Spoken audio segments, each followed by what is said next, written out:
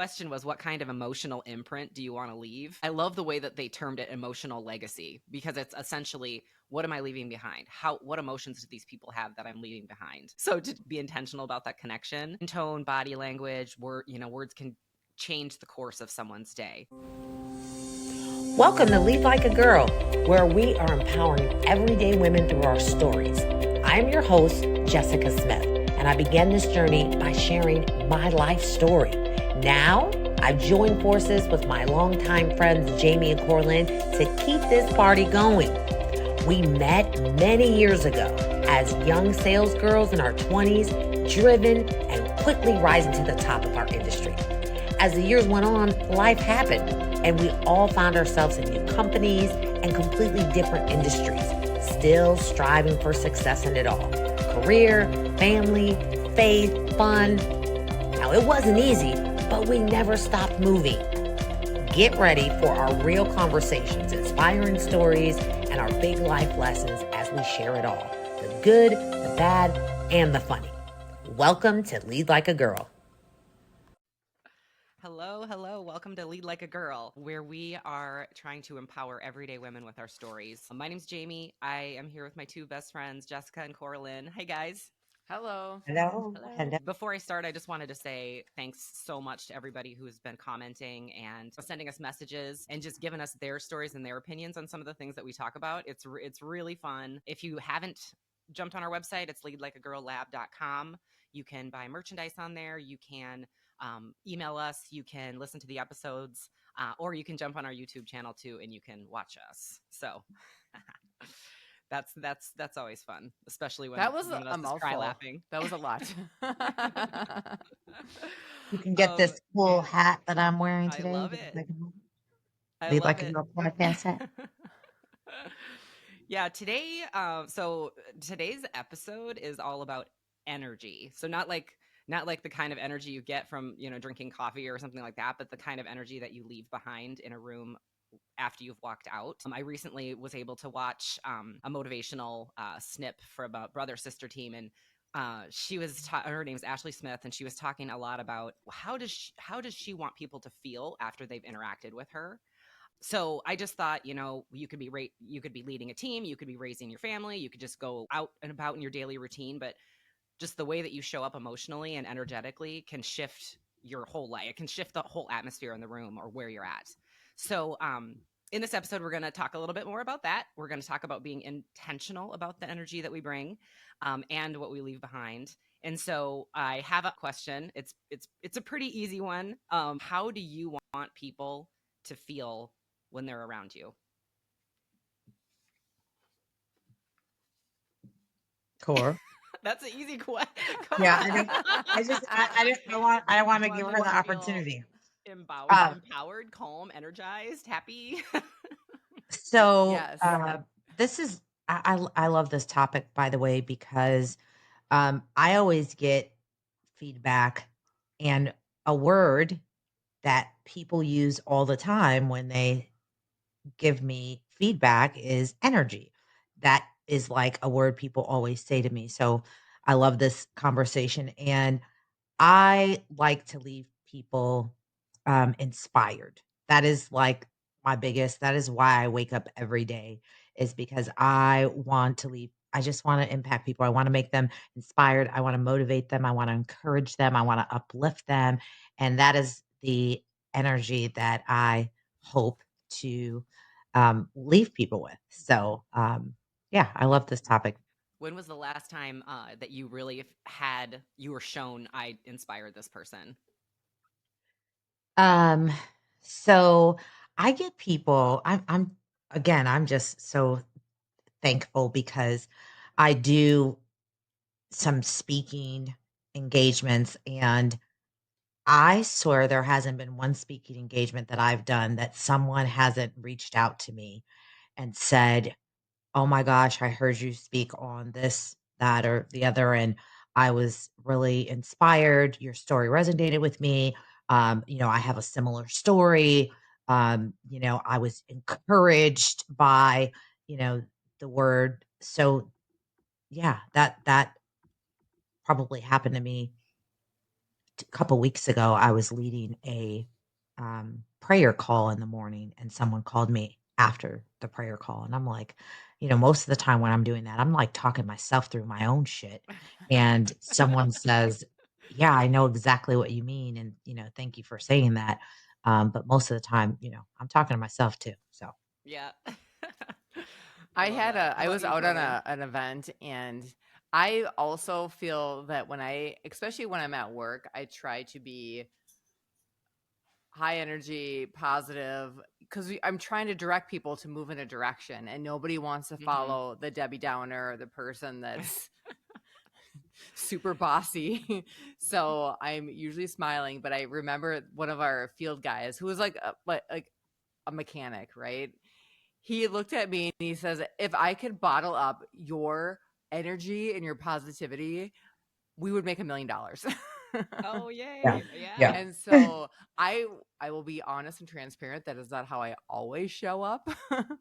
But I think when I'm intentional about wanting, like, what do I want to leave people with, is that Hmm. is positivity for sure. I Yeah, love that. because your energy can go both ways, right? I'm sure Hmm. For you're gonna sure. get into that. And so when I get, like, down and in my, like, negative slumps, because like you said, I do what I can to just go be by myself because I don't wanna project that on anyone. I just Mhm. talk myself through it, and I'm like, "Okay, now you can go back into the world." Well, Yeah. even the people that you interact with daily, there's an attitude that you get used to. For example, my husband has a particular persona usually. And I remember having this conversation with him a couple days ago that he was just like, for a couple days back to back, like kind of cranky, like kind of moping around, and he was just in a little bit of a funk. And then all of a sudden, we went outside, got some fresh air, did some stuff, and he came back and he cracked a joke. And I looked at him, I'm like, "Oh, there you're You're Yeah. at." back. Your husband's Like, back. nice Yeah. to see you again, and I said it kind of sarcastically. But when you get in a groove and you're around people that present themselves in a certain way, especially when it's positive and they bring charisma and Hmm. energy and focus and all the things to the table, when they don't show up that way, you're like, where's my person? where's Yeah. Yeah. where So Can you go yeah. find them? Yeah, and I think too, you do get used to that personality, and so and it with myself too. Like I kind of equate it to when you're texting and someone takes it the wrong way, where they're like, "Oh, are you mad?" It's like, "No, I'm not mad. I'm just whatever." Like if your normal energetic personality is paused for a minute, it's like, "What happened? The world is what's going on in the world? This isn't the right thing." Yeah. I want people to feel like they're cared about, and I there's probably a more eloquent way for me to No, I say like that, that. but like I want when I leave the room, I want them to feel like I care about them. Yeah. Hmm. Um, and truly with both of you guys as well, like the positivity, of course, the energy, of course, trying to motivate people and inspire people. I mean, those are all things that I think all of us strive to do. But that was the first thing that popped into my head. It's like I want them to feel like I care about them. Yeah. Like they're Uh, cared for. like they're cared for. Yes. Yeah. So I've got a few questions for you guys. So basically it's called the power of presence. So it's about how your energy and your demeanor affect others in just your everyday type of interactions. So would you consider yourselves like a calm in the storm, a spark of joy, a safe space, something else? Like what would you consider yourself? I feel like a Interesting. spark of joy is I need more I should be called a options. spark of joy. Yeah. I do think that fits you, Jamie. I really do. But I I don't love know it. one for me. I gotta think about that one. I don't know. I don't want to say a ball of fire, but Hey. Well, if the it's shoe fits. but I guess fire could be good if you're cold, right? You need to stay warm, then you need to light up the fire. Um, yeah, so maybe that's more like it. I think that what I'm always told is like my energy is kind of a little high sometimes. Um, when I feel a certain way or there's a lot that I get really passionate about it. And sometimes if people don't know me, um, you might view it as getting excited or maybe even getting angry. I don't know, but Hmm. I'm passionate about when I believe in something. And I try to bring that energy too. I like to keep things fun. So I don't know if there's a word that can be about having fun, but yeah. So that's how I would describe it. Mm-hmm. So what if how does Mr. Smith how like are you guys at the same level of energy, or does he, cuz I was No. thinking about Brad and I'm like he's absolutely the calm in the storm. Like I'm stressed out. I'm Yes. fixing a house. I'm doing all these things and I'm always and I feel like same Jessica, like I'm like running around and I feel like I'm, tackling all sorts of things, but then he just like has a way of just going, "Okay, like we can Hmm. handle this. We're in it together." Like he's just a very calm. Yeah. Well, and I say that I think it's easy for people like, I always look at Mr. Smith like, yeah, it's easy for you to be so calm because you're not juggling all of these things. And then he reminds me, you're right, I'm not, because that's a choice. You choose to drive yourself crazy. I do not. Um, but I think that's why we're such a There good is some balance. truth to that for Yeah, all three of us, I'm sure. right. Yeah. But I think that's we definitely balance each other out Yeah. that way because we're definitely not. We do not bring the same energy in the room.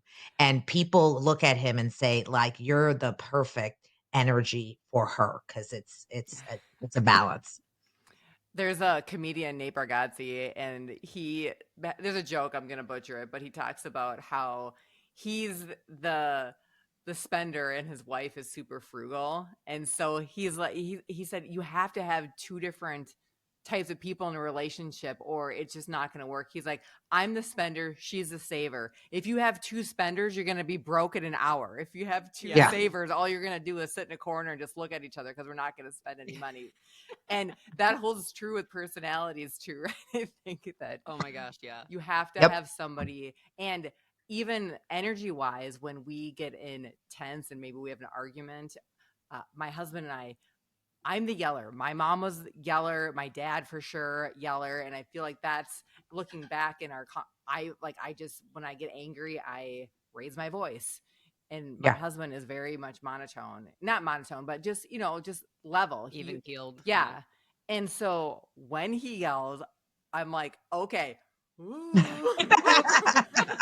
I think I need to die because we can't both yell. Otherwise, that's Right. Yeah. the end, right? And Not gonna so, work. and I'm Yeah. not saying that's a good thing. This is not my marital advice, but it's just the way that it's played out in our Oh relationship. my gosh. I Yeah. I read something a long time ago that is similar, not a joke, but but it was like it was talking about relationships and how opposites attract, and like basically if you're both the same, one of you is going to end up being opposite. And it brought up the money thing because it said if both of you are terrible with money, like one of you just has to learn how to be good with money. Yeah. You can't just both be bad at it, Or you'll be broke in an hour. or you'll be broke. Yes, yeah, Yeah. yeah. How do Yeah. you guys when you're bringing that energy to the room and you're considering yourself that fireball or whatever, what if you're in a funk? Like what do you guys do to get out of a funk? Like when you're this is not how I want to be, this isn't the type of energy that I want to bring to this situation. What do you do to get out of that? It's interesting. I fake it till I make it. Say that That's again. it. I said I fake it till I make it. Seriously. That's what I do. And eventually it just shakes off. Hmm. I just came back from a company meeting that I held. I hosted. Myself and my associate, we planned the whole thing, and this is a little new, uncharted territory for me because usually I have somebody else that's planning, and I've stepped into this role of being the event coordinator for this particular event, and I noticed that I showed up different to this meeting because I was orchestrating all the things. And in fact, I had one of my colleagues mention, he said, "Are you all right?"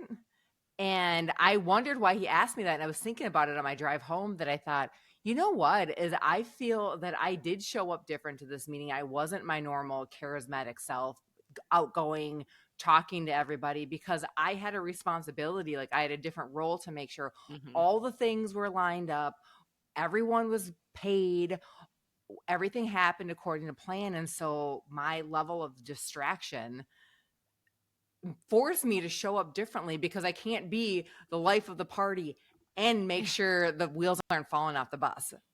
Yeah. I maybe just haven't found that skill yet, but I felt like I showed up differently. And so I think that sometimes it's just given your different role, Yeah. Mhm. you have to just to make things happen. And I think like it holds true for other people who are maybe more introverted, where their normal energy is more the quiet, let maybe not stand out, but sometimes you're just forced to you have to take the microphone and say the thing, or you have Yeah. to Mhm. speak up and be the energy because like nobody else is doing it.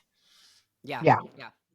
And what I That's mean by I just fake it till I make it is that I know when I'm feeling a certain way and what I don't want to do, I'm conscious of I don't want to bring that energy into the room and someone feel a certain way because I'm that way. Or I don't want to be called out like, "Are you okay?" Like she just said, or "What's up with you?" So I'm conscious of that, and I'm like, "Okay, I need to go in here." But what always happens, and this is exactly why the saying is "fake it until you make it," because halfway through whatever the thing is, I'm good. You're back to I'm good. normal. I'm back to normal because what I'm faking is actually me, and at some point in the process, I just start having fun and I'm like totally into whatever it is because you put me in a room with people and that's just where I love to be.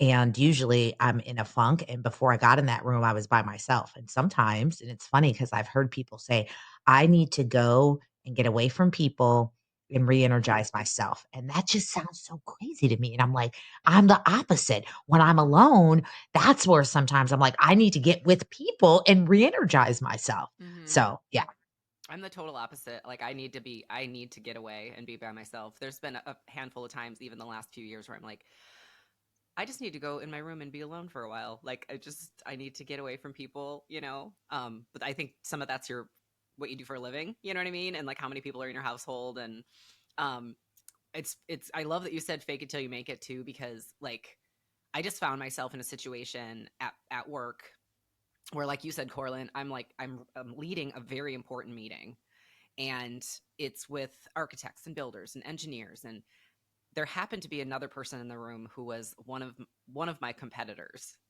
and I'm leading this meeting and I've only been at this job for a year so I mean my confidence level isn't quite up there yet, you know, it's very technical and but I had to fake it. I mean I can't stare at my competitor and you know yeah, and look and scared. not come across as completely on top of things and confident and knowledgeable. Yeah. um and I'm not gonna lie, there was probably two times when I probably looked like a deer in the headlights when they asked me a question. But luckily I had resources to be able to answer it. But While um, you say that's a great question. that's a great, yeah, you know, let me get back to you on that. So emotional legacy, which I love this idea. It's people, you know, there's that saying they might remember your words, but they may not remember your words, but they'll remember how you made them feel. Um, and so the question was, what kind of emotional imprint do you want to leave? And I think like for me, you know, like I said, I wanted to make sure when I left that meeting that all the people in there were completely confident in what I was doing and presenting and looked at me as a trusted advisor, you know, even though Yeah, I was like, you know, there's a couple things here, but I thought that was real. I love the way that they termed it emotional legacy because it's essentially what am I leaving behind? What emotions do these people have that I'm leaving behind? The next one too said intentional connection, which I think we've probably all three of us have just working together at at the company. You know that your first 10 minutes or 15 minutes was literally to get someone to like you. yeah, So to just you know be intentional about that connection. Um, like in tone, body language, words can change the course of someone's day. yeah, How do you want people to feel after they've had a conversation with you? yeah. Um, right. So have you guys ever been in a situation where someone said something to you that actually changed the course of your day where you were like, okay, my whole day is different right now just because of what this person said?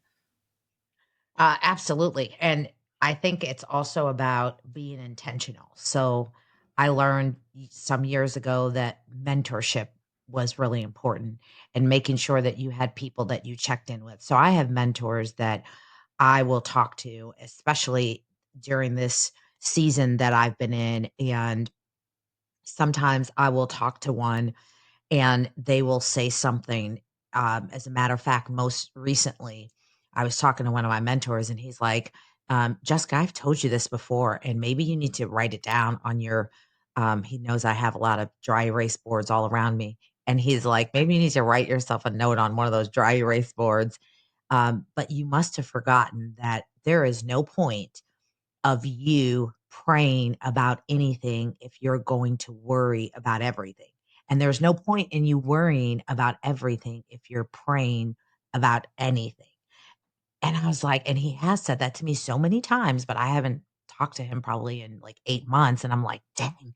And so that's a perfect example. Like that day, that has kept me going. I have thought about that every day that I woke up since the day he said that. And so, that's a perfect example of that. Absolutely. Oh yeah, yeah. I was even thinking about a long time ago. Someone had mentioned to me, if you see somebody, if to compliment people, like genuine compliments. So if you see someone whose hair is cute, tell them their hair is cute. If you see some whatever. So I've tried to do that as much as I can. You know what I mean? Like if I'm in the Yeah. grocery store, and I very easily most of the time I'll be like, your nails look cute, or Yeah. your hair. I love that hair color, or that's a nice color on you, or whatever. I Yeah. was I was one day I was literally walking into Target in a parking lot, and I wasn't in a great mood. I was just, not feeling great on myself, I guess. And this woman stopped me in the parking lot, and she's like, "That dress looks great on you." And I'm like, "Really?" But it just, Yeah. my Just a whole body random just went, person. yeah, just like a Yeah. total stranger. And I was thinking like, "Oh my gosh, that one little Yeah. compliment actually changed my mood." I was like, "Oh, great." You walk a little bit taller, Mm-hmm. Yeah. and just feel a little bit like, and it's, not no BS, you know what I Yeah. mean? But like actual, when you see something, give them a compliment. Mm-hmm. Yeah. How about you, Corlin? When you were talking about this, what went to mind initially is just when people walk in the room and they are not, you can tell right out of the gate that they're not happy. Either they're angry or in a bad mood. That Mm-hmm. energy carries across the whole board. And how that played out for me, a couple episodes we talked about that my 2023 was a little bit of a crazy train, Shit right? show. It was Mm-hmm. literally. And I remember one day specifically that I had come home and that my whole day had just been just freaking nuts, and not in a good way. And I came home and I was pissed off about something. And I remember my little guy looking at me and saying, "Mom, why do you look so mad all the time?" Like, Oh. I know, right? And I looked at him and I'm like, oh my gosh. I'm like, everything I can do just to not just cry on the spot right now. But Oh. it was a little bit of a wake up call, because I know I've Mhm. read all the books. Like, you don't walk into a room, like you leave it at the door. That's how we were trained for a Mm-hmm. decade, right? Like, Yeah. regardless of Yeah. Yeah. whatever's happening, Leave it on the tree. We had a tree exactly, outside the right? door. And it was always in a business sense, right? If I'm going to go into a sales meeting, I'm going to do this. But the whole thing is really applicable to our home life too, is that I can't walk in and expect that our dinner's going to go well, our evening conversation is going to be productive and happy and joyful, if I'm starting it off with a frowny face and I'm all pissed off from all the things that happen Yeah. that my husband and my son know nothing about, right? And Yeah. Yeah. Yeah. so from that moment, I have made an intention over the last however long year or so, is just regardless of what's happening, deep breath before I walk in the door. I walk in and it's joy, because Yeah. why not? Right? Yeah. Between Yeah. that moment, I don't need to think about it until 6 o'clock the next day. So let's make this moment. And I don't want my son to remember me that way. And I think that holds true. I hope a lot of our listeners feel that same way too, is that when we're Mm-hmm. talking about the energy and what you want to leave behind, it's not just the energy we're leaving behind tomorrow, but fast forward 20 years from now, how do you want your family to remember you? How do you want your Yeah. colleagues and your teammates and the people that you interact to remember you? 10, 20 years from now. And Mm-hmm. the intentionality and the choices that you make today set the tone for all of that. And Yeah. so if you need to do a check, maybe it needs to stay the same, you're doing great, or if you need to change something, like now is the time to give yourself a little checkup. Yeah. Yeah. Yeah. I want you guys to try something. So one of my older brothers, he's Oh boy. one of one of my older brothers, um, like all of us, he's kind of a little crazy. And um he used to every time we would go somewhere, like Home Depot, restaurant, anywhere, he would always like look someone like dead in their eyes before we leave. And he'd say, "Hey, and if they had a name tag on, they were gonna be like, "Hey, Corlin, thank you for coming to work today." And I used to be like, "Oh my god, this dude is killing me." Like, I was like, always something like that, like something like totally like cornball, something like that out of the right. And so, and this is going back like over the last year. So one day I was walking in, I don't know where I was, but this woman, it was like you just said, Core, it was so obvious. I felt it. I don't want not to sound weird, but like I felt so heavy just her checking me out at the register that there was something wrong with her. Her face, her energy was dark, is all I can say. Mm. And at the end of the transaction, I looked at her and her name tag was on, whatever it was. I was like, Lori, thank you for coming to work today. And she literally looked like she saw a ghost. Like the look on her face, it I left there and I laughed to myself because I couldn't believe I said that when I'm always like saying that about my brother, like, oh my God, this dude is something else. But when I saw what it did, like her face lit up, like I walked away and I even turned back and looked at her. And I swear I felt like she went from like this to like, like actually sitting up. And so it did something for me. And now I do it all the time. You Like do it now all I the am time. my weirdo brother. Now you're the weirdo All right, brother. I'm gonna Like, try it. That is just beyond my level of pushing me out of my comfort zone, because I have no qualms about saying stuff do and it. doing whatever. I'm gonna do it. I will let you Do know. it. Good.